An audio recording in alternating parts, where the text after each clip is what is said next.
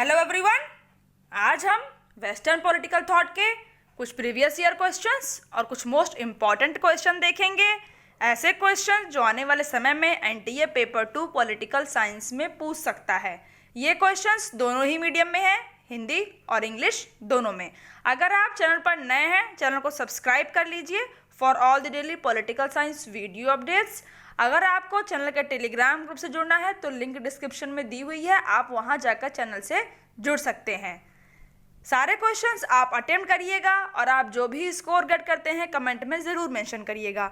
ये मेरे बारे में कुछ इन्फॉर्मेशन है। हम चलते हैं क्वेश्चंस की तरफ। फर्स्ट क्वेश्चन है, which thinker has described the relationship between the people and the king as the relation between father and son. Hindi में किस विचारक ने प्रजा व राजा के मध्य संबंध को पिता व पुत्र के संबंध जैसा बताया है? ए मैकियावेली ने, बी हॉब्स ने, सी कन्फ्यूशियस ने या डी लॉक ने। बताइए कि इसका आंसर क्या होगा। वीडियो को पॉज किया करिए और अपने आंसर्स आप लिखा करिए ताकि आप लास्ट में देख सकें कि आपने कितने क्वेश्चंस के आंसर करेक्ट किए हैं। अब बताइए ए बी सी डी में से कौन से थिंकर ने राजा और प्रजा के बीच में जो रिलेशन है उसकी तुलना पिता व पुत्र के संबंध से की। देखिए इसका करेक्ट आंसर है ऑप्शन सी। कन्फ्यूशियस ने प्रजा व राजा के मध्य संबंध को पिता व पुत्र के संबंध जैसा बताया था। इनका कहना था कि एक किंग को हमेशा सच बोलना चाहिए, ईमानदार होना चाहिए और अगर किंग अच्छे से अपनी लीडरशिप करेगा, वो नेतृत्व अगर अपना अच्छे से करेगा तो जो वहाँ पर लोग हैं, जो वहाँ की पॉपुलेशन है, वहाँ की प्रजा है, वह उसके अनुसार कार्य करेगी।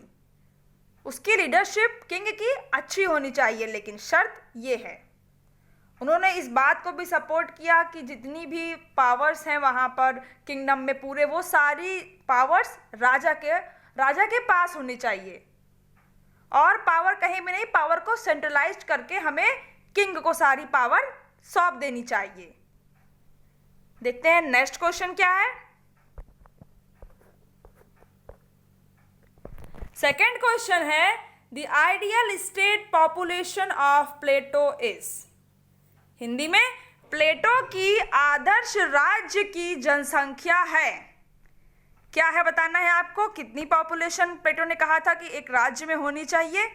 ए 5020, बी 5040, सी 5050 या डी 5060। अब बताइए कि इसका आंसर क्या होगा। प्लेटो के राज्य को आदर्श राज्य कहा जाता है, ये तो सबको पता है। क्यों कहा जाता है इसकी भी कुछ वजह हैं। अब उसमें से एक पॉइंट ये भी है जो उन्होंने अपने स्टेट की पॉपुलेशन का एक नंबर निर्धारित कर दिया था कि इतनी पॉपुलेशन एक राज्य में होनी चाहिए। अब कितनी ये आपको यहाँ पर बताना है। ए बी सी डी में से करेक्ट क्या होगा। देखिए इसका करेक्ट आंसर है ऑप्शन बी 5040। ये आइडियल स्टेट की पॉपुलेशन प्लेटो के अकॉर्डिंग थी। इनका मानना था कि अगर इतनी पॉपुलेशन किसी राज्य में होगी तो वहाँ पर लॉ बनाने में बहुत आसानी हो जाएगी और जो वहाँ के सिटीजन्स हैं, नागरिक हैं, वो वहाँ पर कंफर्टेबली एक दूसरे के साथ रह सकेंगे। इसीलिए इन्होंने राज्य की एक जनसंख्या निर्धारित कर दी। 5040 लोग अगर वहाँ राज्य में रहेंगे तभी राज्य अच्छे से चल सकेगा। इसी वजह से प्लेटो के राज्य को आदर्श राज्य की संज्ञा दी जाती है, क्योंकि अगर एक स्टेट की पॉपुलेशन ही उन्होंने निर्धारित कर दी थी, जो असल में अगर हम रियल में देखेंगे तो जो करना बहुत कठिन काम है, एक तरह से मुमकिन ही नहीं है। आपको इसका आंसर मिल गया। देखते हैं नेक्स्ट क्वेश्चन क्या है। थर्ड क्वेश्चन है, According to Aristotle, the order of development of the state is। अरस्तु के अनुसार राज्य के विकास का क्रम है। आप बताइए कि कौन सा, किस ऑर्डर में राज्य का विकास हुआ है। ए बी सी डी आपके पास ऑप्शंस है। स्टेट, विलेज, फैमिली, राज्य, गांव, परिवार या फैमिली स्टेट विलेज, परिवार राज्य गांव, या फैमिली विलेज स्टेट, परिवार गांव राज्य, या फिर विलेज स्टेट फैमिली, गांव राज्य और परिवार। बताइए कि अरस्तु जी ने राज्य के विकास का एक क्रम दिया था। अब इसमें से आपको बताना है कि वो क्रम कौन सा था। ये विकास का क्रम अरस्तु ने अपनी बुक पॉलिटिक्स में मेंशन किया था। आप बताइए कि क्या क्रम था। देखिए, इसका करेक्ट आंसर है ऑप्शन सी, परिवार, गांव और राज्य। एरिस्टोटल राज्य को एक नेचुरल इंस्टीट्यूशन मानते थे, प्राकृतिक संस्था मानते थे। इनका मानना था कि अगर एक व्यक्ति का मोरल डेवलपमेंट, नैतिक विकास हो सकता है तो वह सिर्फ राज्य में ही संभव है। और ये राज्य को एक अच्छी संस्था मानते थे जो कि एक अच्छा जीवन देती है, वहाँ के जो लोग हैं, जो प्रजा है, उनको एक अच्छा जीवन प्रदान करती है। और राज्य के नागरिकों के पहले राज्य का बोध होता है। ये भी अरस्तु जी का एक इम्पॉर्टेंट स्टेटमेंट है। और इनके अकॉर्डिंग पॉपुलेशन पे इनका क्या व्यू था कि राज्य की जनसंख्या ना कम होनी चाहिए और ना बहुत ज़्यादा होनी चाहिए। देखते हैं नेक्स्ट क्वेश्चन क्या है। फोर्थ क्वेश्चन है, which statement is correct about Machiavelli. Machiavelli के बारे में कौन सा कथन सही है। दो स्टेटमेंट आपको मेंशन है, आपको बताना है कि मैकियावेली के बारे में कौन सा स्टेटमेंट सही है। फर्स्ट है, human nature is basically selfish, helpless and timid. मानव स्वभाव मूलतः स्वार्थी, लाचारी व डरपोक है। Second, human has no greed for property. मानव को संपत्ति का कोई लोभ नहीं रहता। बताइए, केवल फर्स्ट सही है या केवल सेकंड सही है, या फिर दोनों ही स्टेटमेंट सही हैं, या फिर एक भी स्टेटमेंट सही नहीं है। निकोला मैकियावेली के बारे में आप सब ने पढ़ा होगा और आप इसका आंसर कर सकते हैं अगर जिन्होंने भी मैकियावेली के बारे में पढ़ा होगा। बहुत कठिन स्टेटमेंट नहीं है ये मैकियावेली के बारे में। अगर आपने उनका आइडियाज़ उनके पढ़े होंगे, स्टेट के बारे में, पीपल्स के बारे में, तब आप इसका आंसर आसानी से कर सकते हैं। देखिए, सबसे पहले फर्स्ट स्टेटमेंट देते हैं क्या कह रहा है कि मानव स्वभाव मूलतः स्वार्थी, लाचारी व डरपोक है। क्या मैकियावेली ने ये बात कही है मानव स्वभाव से रिलेटेड? ये स्टेटमेंट बिल्कुल सही है। इन्होंने कहा था कि व्यक्ति स्वार्थी, लाचारी व डरपोक है। ये इनके ऊपर प्रभाव पड़ा था। मैंने आपको पहले भी बताया है कि जब ये इनका जन्म हुआ था इटली में, तो उस समय इटली में बहुत वॉर चल रहा था और वही सब कुछ इन्होंने ऑब्जर्व किया, देखा और बाद में इन्होंने अपनी राइटिंग्स में भी वही लिखा। इनके मन में एक विचार जो मानव को लेकर बन गया था वो बना रहा और इन्होंने अपनी राइटिंग्स में भी उसे मेंशन कर दिया। अब सेकेंड स्टेटमेंट क्या है कि human has no greed for property. मानव को संपत्ति का कोई लोभ नहीं रहता। क्या ये स्टेटमेंट मैकियावेली जी की है प्रॉपर्टी के बारे में? बिल्कुल गलत है। बल्कि मैकियावेली ने तो कहा था कि मानव को संपत्ति का बहुत ज़्यादा लोभ रहता है। एक तरह से उनका मूल उद्देश्य ही बन जाता है कि वो संपत्ति की रक्षा करें और प्रॉपर्टी को प्रोटेक्ट करने के लिए ही तो वह शक्ति अर्जित करना चाहता है। वो एक पावर अपने पास रखना चाहता है, किस तरह से वो अपनी प्रॉपर्टी को बचा सके और मैक्सिमम प्रॉपर्टी होल्ड कर सके। मैकियावेली का एक बहुत फेमस स्टेटमेंट है प्रॉपर्टी से ही रिलेटेड कि व्यक्ति अपने पिता की मृत्यु को भूल सकता है लेकिन संपत्ति के विनाश को आजीवन नहीं भूलता है। इस स्टेटमेंट से ही एक क्लियर आप समझ जाएंगे कि मैकियावेली किस तरह से लोगों के बारे में विचार रखते था कि लोग अपनी पापा की जो हत्यारे हैं, इनफैक्ट पापा की मृत्यु को वो भूल जाएगा, लेकिन अगर उसकी संपत्ति का किसी ने विनाश किया है तो वह उसे कभी नहीं भूल सकता। अब इसका आंसर क्या हो जाएगा? Only first statement is correct about Machiavelli. देखते हैं नेक्स्ट क्वेश्चन क्या है। फिफ्थ क्वेश्चन है, who criticized Robert Filmer's view on king and people relations. Robert Filmer के राजा और प्रजा संबंधी विचारों की किसने आलोचना की? ए रूसो, बी लॉक, सी प्लेटो, डी सोक्रेट्स। अब बताइए कि रॉबर्ट फिल्मर ने राजा और प्रजा के संबंध में जो विचार दिए थे उसको क्रिटिसाइज किसने किया था। अब आप इसका आंसर तभी कर पाएंगे जब आप रॉबर्ट फिल्मर का व्यू जानेंगे राजा और प्रजा के संबंध पे जो उन्होंने दिया था। देखिए, रॉबर्ट फिल्मर का एक स्टेटमेंट था कि जिस प्रकार एक बच्चे पर पिता का प्राकृतिक नियंत्रण होता है, ठीक उसी प्रकार राजा का प्रजा पर स्वाभाविक रूप से नियंत्रण होता है। इन्होंने जिस तरह से फादर अपने चाइल्ड के ऊपर कंट्रोल करके रखता है, ठीक उसी तरह एक किंग भी अपनी प्रजा के ऊपर कंट्रोल करके रखता है। अब इस व्यू को क्रिटिसाइज किसने किया, अब आप बताइए। रूसो ने किया, या लॉक ने किया, या प्लेटो ने किया, या सोक्रेट्स ने किया? बताइए अब इसका आंसर क्या होगा। देखिए, इसका करेक्ट आंसर है ऑप्शन बी। जॉन लॉक ने रॉबर्ट फिल्मर के इस व्यू को क्रिटिसाइज किया। क्या कहा जॉन लॉक ने? जॉन लॉक ने कहा कि जो बच्चा है वो अभी इतना एडल्ट नहीं है, इसलिए उसे उसके फादर उसको डायरेक्शन देते हैं, निर्देशित करते हैं। पर सेम उसी तरह अगर हम देखें तो किंग अपनी प्रजा को निर्देश नहीं दे सकता, क्योंकि जो वहाँ की लोग हैं, जो वहाँ की प्रजा है, वह अब बच्चा नहीं है, वो मैच्योर्ड लोग हैं। इसलिए वो राजा उनको कुछ भी बोलेगा तो वो उस बात को नहीं करेंगे। यही कहकर लॉक ने रॉबर्ट फिल्मर के व्यू को क्रिटिसाइज किया था। इन्होंने कहा कि अगर राजा कोई आदेश दे देगा प्रजा को, जरूरी नहीं है कि प्रजा उसको फॉलो करे। सबसे पहले जरूरत है कि उसमें उस व्यक्ति की सहमति होनी चाहिए। आपको इसका आंसर मिल गया। देखते हैं नेक्स्ट क्वेश्चन क्या है। 6th क्वेश्चन है, who called the natural state as state of mutual peace and corporation?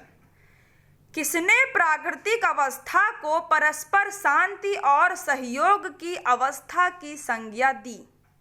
A Hobbs ने, बी लॉक ने, सी जॉन रॉल्स ने, या डी मैकियावेली ने? आपको यहाँ पर स्टेट ऑफ नेचर के बारे में बताना है कि उसे किसने म्यूचुअल पीस और कॉपरेशन कहकर उसकी तुलना की थी। ए, बी, सी, डी में से इसका करेक्ट आंसर क्या होगा? देखिए, इसका करेक्ट आंसर है ऑप्शन बी। जॉन लॉक ने बताया कि जो स्टेट ऑफ नेचर था, जो प्राकृतिक अवस्था, जो इस राज्य बनने से पहले की अवस्था को हम प्राकृतिक अवस्था कहते हैं, तो उसी अवस्था को जॉन लॉक ने कहा था कि वहाँ पर शांति और सहयोग था। जैसे हॉब्स ने कहा था कि वहाँ पर बिल्कुल शांति और सहयोग नहीं था, वहाँ आपस में लोग लड़ते रहते थे, वॉर में इन्वॉल्व रहते थे, वो वॉर अगेंस्ट वॉर एवरीवन बन गया था, एक दूसरे से सब लगातार लड़ाई कर रहे थे। और उसी से बाहर निकलने के लिए तो हॉब्स ने सामाजिक समझौता करवाया था। लेकिन यहाँ पर जॉन लॉक ने कहा कि ऐसा नहीं है। जो स्टेट ऑफ नेचर था, स्टेट के बनने से पहले जो अवस्था थी, वह परस्पर शांति और सहयोग की अवस्था थी। लोग एक दूसरे से मिलके अच्छे से रहते थे। और लॉक के ह्यूमन के बारे में भी आपने विचार पढ़ा होगा कि वो मैन को एक अच्छा इंसान मानते थे, उसे सेल्फिश नहीं मानते थे, उसे मानते थे कि वो सबका भला चाहता है और वो एक दूसरे के साथ मिलकर रहते हैं। इसीलिए इन्होंने कहा कि प्राकृतिक अवस्था में भी लोग परस्पर शांति और सहयोग से रहते थे। पर अब लॉक ने सामाजिक समझौता क्यों कराया? ये भी आपके मन में एक क्वेश्चन आ सकता है कि जब स्टेट ऑफ नेचर में लोग इतना पीसफुली रह रहे थे तो फिर सामाजिक समझौता कराने की ज़रूरत क्या थी? इन्होंने कहा कि लोग शांति से तो रह रहे थे, पर कहीं ना कहीं जब अगर कहीं प्रॉपर्टी की बात आ जाती थी, संपत्ति की बात, तो लोग उस लॉ को पर्टिकुलरली अपने अकॉर्डिंग डिफाइन कर देते थे, अपने फ़ायदे के लिए। इसलिए लॉक ने भी सामाजिक समझौता कराया लोगों के बीच में, लेकिन प्रॉपर्टी के राइट को नेचुरल राइट में रखा। प्राकृतिक अधिकार में उसे उन्होंने सॉवरेन को या ग्रुप ऑफ मैन को नहीं दिया। इन्होंने तीन नेचुरल राइट्स थे जिन्हें रखा ना, लाइफ, लिबर्टी और प्रॉपर्टी। आपको इसका आंसर मिल गया। देखते हैं नेक्स्ट क्वेश्चन क्या है। 7th क्वेश्चन है, according to Plato what are the 3 qualities of the soul? Plato के अनुसार आत्मा के 3 गुण कौन से हैं? ए विजडम, करेज, वीकनेस, विवेक, साहस, कमजोर, बी विजडम फियर एपेटाइट, विवेक डर तृष्णा, सी करेज फियर एपेटाइट, साहस डर तृष्णा, या डी विजडम करेज एपेटाइट, विवेक साहस और तृष्णा। आप बताइए कि इसका आंसर क्या होगा। प्लेटो ने ही तो कहा था कि आत्मा मनुष्य की पहचान होती है और हर आत्मा में 3 प्रकार के गुण पाए जाते हैं। अब वो 3 गुण कौन से हैं आपको यहाँ पर ये बताना है। ABCD में से बताइए। अगर आपने प्लेटो के बारे में पढ़ा होगा तो आप स्टार्टिंग में ही ये पढ़ लेंगे और इसी पर ही ओवरऑल आप समझ सकते हैं कि प्लेटो की पूरी जो उनके थॉट्स हैं, फिलॉसफी है, वो बेस्ड है। इसलिए ये बहुत इजी क्वेश्चन है आंसर करने के लिए। देखिए इसका करेक्ट आंसर है ऑप्शन डी, विवेक साहस और तृष्णा। ये 3 जो क्वालिटीज हैं वो एक ह्यूमन सोल के अंदर होती हैं। अब 3 वर्गों के लिए इन्होंने ये तो बता दिया कि ये क्वालिटीज हैं और इन्हीं क्वालिटीज के आधार पर प्लेटो ने कहा कि जो उनके अंदर एक पर्टिकुलर उनके अंदर जो गुण हैं उसके बेस पर ही उनको अलग अलग वर्गों में बांटा जाएगा। जैसे जिसके पास विजडम है वो क्या होगा, वो फिलोसोफर किंग होगा, वो रूलर होगा। अब जिसके पास करेज है, साहस है, वो सोल्जर होगा, सैनिक। और एपेटाइट जिसके तृष्णा है वो प्रोड्यूसर होगा, उत्पादक होगा।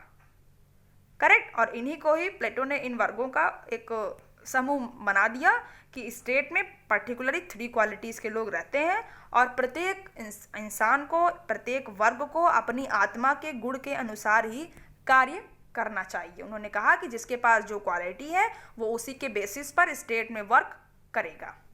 देखते हैं नेक्स्ट क्वेश्चन क्या है। 8th क्वेश्चन है, according to whom the rule of the state over the citizens is different from the rule over the head's family। किसके अनुसार राज्य का नागरिकों पर शासन मुखिया के परिवार पर शासन से भिन्न होता है। ए हॉब्स, बी एरिस्टोटल, सी प्लेटो, डी मैकियावेली। अब इसका आंसर आप करिए कि किसका ये स्टेटमेंट है। अच्छे से स्टेटमेंट पढ़ लीजिए आप और आंसर करिए। देखिए इसका करेक्ट आंसर है ऑप्शन बी। अरस्तु ने यानी एरिस्टोटल ने ये कहा कि जो राज्य का नागरिकों पर शासन है और मुखिया का जो परिवार पर शासन होता है ये 2 अलग अलग चीज़ें हैं, इन्हें हम एक दूसरे से मिला नहीं सकते। क्योंकि अगर एक फैमिली में एक फादर अपने चाइल्ड को डायरेक्शन दे रहे हैं तो वो अधिनायकवादी होगा, लेकिन जब एक मास्टर अपने स्लेव को निर्देश देगा तो वहाँ पर उसकी भूमिका निरंकुश हो जाती है। अब जैसे आप एक और एग्जांपल आप देखिए कि जैसे जब परिवार में एक हस्बैंड अपनी वाइफ पर एक जो रूल, एक तरह से शासन कहेंगे, होता है, वो तो उसका परमानेंट है। लेकिन अगर राजा का नागरिकों पर आप देखेंगे, एक किंग का सिटीजन्स पर, तो वो अस्थायी नहीं होता। ये अरस्तु जी के विचार थे। देखते हैं नेक्स्ट क्वेश्चन क्या है। 9th क्वेश्चन है, Who originally used the term lumpen proletariat? मूल रूप से लुच्चा सर्वहारा शब्द का उपयोग किसने किया। ए स्टालिन, बी लेनिन, सी मार्क्स या डी सार्ट्रे। अब बताइए कि अगर आपने इस वर्ड के बारे में सुना होगा तो यहाँ पर ये आपसे ओरिजिनली पूछ रहा है कि इस शब्द का इस्तेमाल किसने किया था, लंपन प्रोलेटेरियट। बताइए इसका आंसर क्या होगा। स्टालिन, लेनिन, मार्क्स या सार्ट्रे में से किसने किया था। देखिए इसका करेक्ट आंसर है ऑप्शन सी। ओरिजिनली इस वर्ड का यूज सबसे पहले कार्ल मार्क्स ने किया था अपनी बुक जर्मन आइडियोलॉजी में और कम्युनिस्ट मैनिफेस्टो में।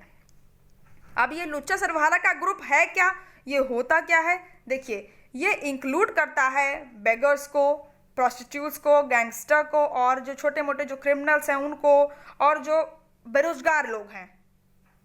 अंतर इसमें देखिए प्रोलेटेरिएट में और लंपन प्रोलेटेरिएट में आप अंतर समझिए क्या है कि जो प्रोलेटेरिएट लोग हैं वो थोड़ा बहुत पार्टिसिपेट कर लेते हैं कैपिटलिस्ट सिस्टम में। लेकिन जो ये लंपन प्रोलेट है ये बहुत ज़्यादा पार्टिसिपेट के नाम पर ये बिल्कुल भी उस सिस्टम में इन्वॉल्व नहीं होते। इनमें कौन कौन से लोग हैं? जेब कतरे हैं, भगौड़े सैनिक हैं, कबाड़ी और भिखारी इस पूरी कैटेगरी में आते हैं। और ये लंपन प्रोलेट शब्द का इस्तेमाल जो यहाँ पूछा गया था कि इसको ओरिजिनेट किसने किया, ये वर्ड सबसे पहले कार्ल मार्क्स ने इस्तेमाल किया था। देखते हैं नेक्स्ट क्वेश्चन क्या है। 10th क्वेश्चन है, felicific calculus was the contribution of, सुखवादी आकलन किसका योगदान था? A Bentham, B Aristotle, C Plato या डी जे.एस. मिल। बताइए कि सुखवादी आकलन किसने दिया था? ए बी सी डी में से करेक्ट आंसर क्या हो जाएगा? बताइए ए बी सी डी में से करेक्ट क्या हो जाएगा? फेलिसिफिक कैलकुलस, अगर आपने इसके पहले सुना होगा तो एटलीस्ट है क्या ये तो बताना थोड़ा मुश्किल है, पर दिया किसने ये इसका आंसर आप आसानी से कर सकते हैं। देखिए इसका करेक्ट आंसर है ऑप्शन ए। जेरेमी बेंथम ने फेलिसिफिक कैलकुलस शब्द सबसे पहले इस्तेमाल किया था। इन्होंने कहा था कि हैप्पीनेस को हम मेजर कर सकते हैं, सुख को मापा जा सकता है। बेंथम के अकॉर्डिंग वो सोसाइटी सबसे अच्छी है जहां पर अधिकतम व्यक्तियों का अधिकतम सुख हो।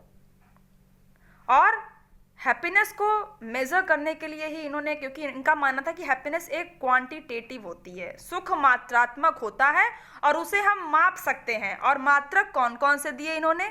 सुखवादी आकलन में इन्होंने कुछ मात्रक दिए थे जिनसे कि हम सुख को माप सकते हैं। क्या क्या थे वो मात्रक? इंटेंसिटी था उसमें, duration, certainty, proximity, फेकंडिटी, purity, extent. तीव्रता, समयावधि, निश्चितता, निकटता, उर्वर, उत्पादक और एक्सटेंट। ये सारे मेजर्स फेलिसिफिक कैलकुलस के अंदर आते हैं और इन्हीं का हम यूज़ करके बेंथम के अकॉर्डिंग सुख कितना ज़्यादा मात्रा में है उसे हम माप सकते हैं। और इनका तो यही मानना था कि व्यक्ति ने अपने सुख की प्राप्ति के लिए ही स्टेट का निर्माण किया है। देखते हैं नेक्स्ट क्वेश्चन क्या है। 11th क्वेश्चन है, The philosophies of Confucius and Mao Zedong both emphasized. Confucius और माओ जेडोंग के दर्शन दोनों ने जोर दिया। बताइए आप कि उनके दर्शन में किस बात पर जोर दिया गया था? A individual rather than cooperative gain, सहकारी लाभ के बजाय व्यक्ति। B industry rather than agriculture, कृषि के बजाय उद्योग। क्या C group rather than individual welfare, व्यक्तिगत कल्याण के बजाय समूह। या D religious values rather than economic profits, आर्थिक लाभ के बजाय धार्मिक मूल्य।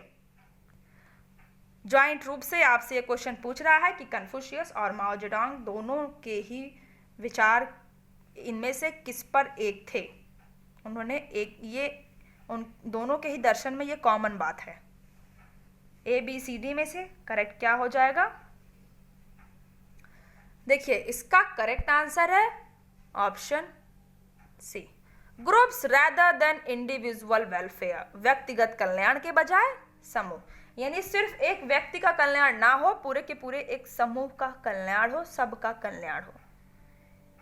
ये कहे इन दोनों ने कहा, इनफैक्ट सबसे मेनली माओ जेडोंग जी का थॉट था कि सिर्फ पीजेंट्स की सोसाइटी में प्रोग्रेस हो ऐसा नहीं होना चाहिए, बराबर से पेजेंट्स भी और वर्कर्स दोनों ही बराबर से प्रोग्रेस करें, दोनों बराबर कंट्रीब्यूट करें एग्रीकल्चर में, इंडस्ट्री में, डिफेंस में, साइंस टेक में। और साथ में फिर उस तरह क्या होगा कि उस तरह पूरे ग्रुप का वेलफेयर होगा। एक पर्टिकुलर ग्रुप, एक पर्टिकुलर आप मान सकते हैं कि सिर्फ जो मालिक लोग हैं उनका ही अच्छा नहीं होगा, वहाँ पर एक पूरी सोसाइटी प्रोग्रेस करेगी। इसके लिए तो माओ जेडोंग ने ग्रेट लीप फॉरवर्ड आंदोलन भी किया था, जिसमें इनकी डिमांड थी कि इंडस्ट्रियल सेक्टर और एग्रीकल्चर सेक्टर दोनों को एक साथ बढ़ाया जाए, ना कृषि बहुत पीछे हो और ना हमारे उद्योग बहुत पीछे हो, दोनों ही एक साथ चलें। तो बी ऑप्शन जो यहाँ पर लिखा हुआ ये तो बिल्कुल ही गलत है। माओ जी के तो ये थॉट थे नहीं, माओ जी ने दोनों को ही एक साथ ले चलने की बात की थी। देखते हैं नेक्स्ट क्वेश्चन क्या है। 12th क्वेश्चन है, during China's cultural revolution a major goal of the red guard was to. चीन की सांस्कृतिक क्रांति के दौरान लाल रक्षक का एक प्रमुख लक्ष्य था। A, revive traditional loyalty to the emperor, सम्राट के लिए पारंपरिक वफादारी को पुनर्जीवित करना, या B, promote trade and free enterprise, व्यापार और मुक्त उद्यम को बढ़ावा देना, या C, enforce the teaching of Mao Zedong, Mao Zedong के शिक्षण को लागू करें, या D, encourage cooperation with the Soviet, Soviet के साथ सहयोग को प्रोत्साहित करें। आपको बताना है कि रेड गार्ड जिन्होंने कल्चर रेवोल्यूशन में एक महत्वपूर्ण रोल अदा किया था, उनका मेन एम क्या था। ए, बी, सी, डी में से करेक्ट क्या हो जाएगा, बताइए। देखिए, इसका करेक्ट आंसर है option C, enforce the teachings of Mao Zedong, Mao Zedong के शिक्षण को लागू करें। ये सबसे मेन लक्ष्य रेड गार्ड का था। अब ये रेड गार्ड क्या है, जिन्होंने संस्कृत क्रांति पढ़ा होगा उनको तो पता होगा, पर जिन्होंने नहीं पढ़ा है वो भी जान लें कि रेड गार्ड एक मास स्टूडेंट का ग्रुप था, एक पैरामिलिट्री सोशल मूवमेंट इन्होंने लीड किया था, इस ग्रुप में पार्टिसिपेट किया था, और जिन्हें गाइड कौन कर रहा था, माओ जेडोंग कर रहे थे।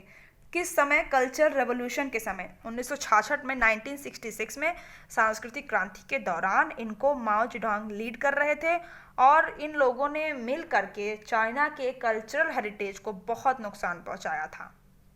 और इनके हाथ में एक लाल किताब होती थी जिसमें कि माओ जेडोंग के थॉट्स लिखे होते थे। पूरा वो बुक जो है वो विचारों का माओ जेडोंग के कलेक्शन थी।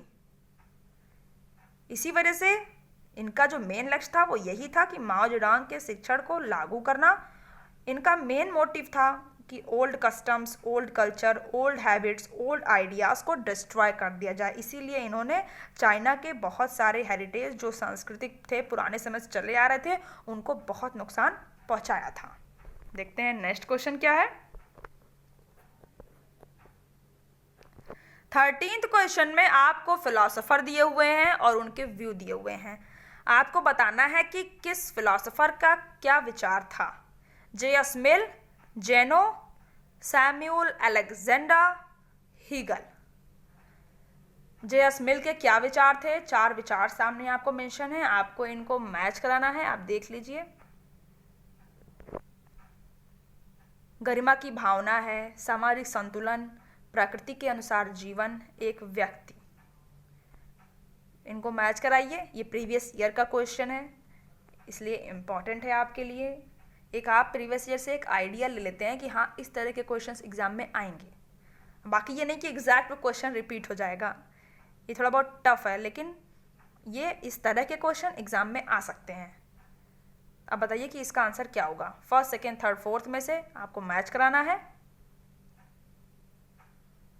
देखिए, जे.एस. मिल के बारे में हम सब ने पढ़ा और ये सिलेबस में भी हैं।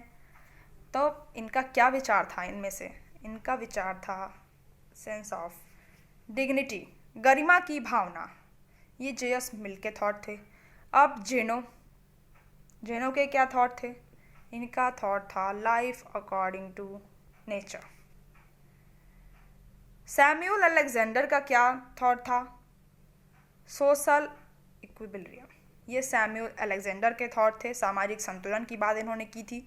और लास्ट में है हीगल ने बी अ पर्सन की बात की।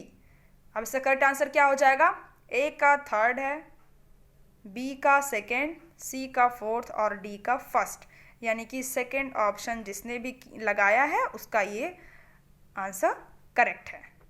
देखते हैं नेक्स्ट क्वेश्चन क्या है।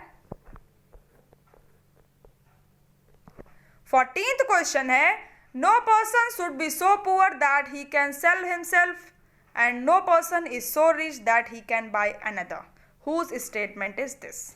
कोई व्यक्ति इतना गरीब ना हो कि स्वयं को बेच सके तथा कोई व्यक्ति इतना धनवान ना हो कि वह दूसरों को खरीद सके। यह कथन किसका है। ए रूसो, बी लॉक, सी मैकियावेली, डी प्लेटो। देखिए, क्वेश्चंस हिंदी और इंग्लिश में दोनों में इसलिए मेंशन रहते हैं ताकि अगर आपको कहीं से भी इंग्लिश समझने में प्रॉब्लम हो रही तो आप हिंदी देख लीजिए। और देखिए दोनों ही लैंग्वेजेस इक्वली इंपॉर्टेंट हैं। एग्जाम में कभी कभी हमें ट्रांसलेशन में दिक्कत आती है, फिर चाहे वो इंग्लिश मीडियम का हो फिर चाहे हिंदी मीडियम में हो। अगर हमें इंग्लिश में कोई क्वेश्चन नहीं समझ में आता हम उसको हिंदी में ट्रांसलेट करके जरूर देखते हैं। और एक हिंदी मीडियम का बच्चा है, अगर उसको हिंदी में कुछ प्रॉब्लम हो रही है, कोई वर्ड बहुत टफ आ गया है, हो सकता है कि उसका इंग्लिश ट्रांसलेशन थोड़ा ईजी हो, तो वो उसको ट्रांसलेट करके तुरंत देख लेता है। इसलिए दोनों ही भाषाएं आपको आनी चाहिए। और ये देखिए दोनों ही लैंग्वेजेस में इसीलिए क्वेश्चन मेंशन रहते हैं। अब बताइए कि इसका आंसर क्या होगा। देखिए इसका करेक्ट आंसर है ऑप्शन ए। रूसो का ये स्टेटमेंट है, रूसो का मानना था कि मालिक और दास में जो एक भेदभाव सा बना रहता है उसे हमें समाप्त कर देना चाहिए। ये जो डिफरेंसेस हैं वो नहीं होने चाहिए। इन्होंने अगर यहाँ पे तो इन्होंने बहुत बराबरी दिखाई एक स्लेव्स में और एक मास्टर्स में, कि ये दोनों इनके बीच जो डिफरेंसेस हैं वो ख़त्म हो जाएं, जो भेदभाव हम करते हैं ये ख़त्म हो जाएं। लेकिन इन्होंने एक काम किया था कि इन्होंने जो इनके वुमेंस पे थॉट थे, जिसको क्रिटिसाइज़ किया था वॉलस्टोनक्राफ्ट ने, कि महिलाओं को इन्होंने कहा कि उनको शिक्षा का अधिकार नहीं मिलना चाहिए। यहाँ पे इन्होंने थोड़ा सा मेन और वुमेन में डिफरेंस कर दिया, लेकिन इस थॉट में जो पर्टिकुलरली क्वेश्चन आपसे पूछ रहा है, इन्होंने मास्टर और स्लेव में जो भेदभाव था उसको समाप्त करना चाहा था। देखते हैं नेक्स्ट क्वेश्चन क्या है। 15th क्वेश्चन में आपको ऑथर है और बुक्स हैं। अब जिसने वेस्टर्न थिंकर्स की और उनकी जो इम्पोर्टेंट बुक वाला वीडियो देखा है वो इस क्वेश्चन को आसानी से लगा सकते हैं। मैंने एक अलग वीडियो वेस्टर्न थिंकर और उनकी बुक्स पे बनाए हैं, उसमें सारे थिंकर एक वीडियो में आपको मिल जाएंगे जो आपके सिलेबस में है, और उनकी इम्पॉर्टेंट बुक्स मिल जाएगी। अगर आपने नहीं देखा है तो जा कर के चैनल की प्लेलिस्ट में ज़रूर देखिए। अब इसका आंसर तो ये क्या होगा। ऑथर देखिए हॉब्स हैं, हीगल हैं, Lenin, Anthony Crosland. Science of Logic है, बेहेमोथ है, to tactics of social democracy and democratic Revolution है, The Future of Socialism. Hobbes, Hegel, Lenin, ये सब तो आपके सिलेबस में हैं और इनकी बुक है यहाँ पर आपको दी हुई है। और इम्पॉर्टेंट बुक एंथनी क्रॉसलैंड की भी इसमें मौजूद है जो आपके एग्ज़ाम में आ सकती है। बताइए फर्स्ट, सेकंड, थर्ड, फोर्थ में से आप इनको मैच कराइए और इसका आंसर बताइए क्या होगा। देखिए सबसे पहले हॉब्स, हॉब्स की कौन सी बुक है। हॉब्स की बुक है बेहेमोथ। बी है हीगल, हीगल की कौन सी बुक है, द साइंस ऑफ लॉजिक, ये हीगल की बुक है। लेनिन की कौन सी बुक है, लेनिन की बुक है to tactics of social democracy and democratic revolution. Last में आपको एक ऑप्शन बचा, यानी कि एंथनी क्रॉसलैंड की बुक है द फ्यूचर ऑफ सोशलिज्म। अब देखिए हॉब्स की बुक बेहेमोथ कब पब्लिश हुई थी, 1681 में। हीगल की साइंस ऑफ लॉजिक 1812 से 1816 के बीच पब्लिश हुई थी। लेनिन की book two tactics of social democracy in democratic revolution, ये 1905 में पब्लिश हुई थी। और एंथनी क्रॉसलैंड की फ्यूचर ऑफ सोशलिज्म 1956 में पब्लिश हुई थी। अब इसका आंसर क्या हो जाएगा, ए का सेकेंड है, बी का फर्स्ट है, सी का थर्ड, डी का फोर्थ, यानी जिसने भी सेकेंड ऑप्शन लगाया है उसका बिल्कुल करेक्ट आंसर हो जाएगा। देखते हैं नेक्स्ट क्वेश्चन क्या है। 16th क्वेश्चन है, who considers the state not a divine but a man made institution. कौन राज्य को दैवीय नहीं मानव निर्मित संस्था मानते हैं। ए हॉब्स, बी एरिस्टोटल, सी प्लेटो, डी मैकियावेली। बताइए कि कौन है जो राज्य को दैवीय नहीं बल्कि मानव निर्मित संस्था मानता था। हॉब्स है, अरस्तु या प्लेटो या मैकियावेली। बताइए अब इसका आंसर क्या होगा। देखिए इसका करेक्ट आंसर है ऑप्शन ए। हॉब्स का मानना था कि राज्य एक मैन मेड इंस्टीट्यूशन है, ना कि दैवीय। इसे डिवाइन ओरिजिन से नहीं हुआ है स्टेट, और ना तो ये कोई प्राकृतिक संस्थान है, ये मानव निर्मित संस्थान है।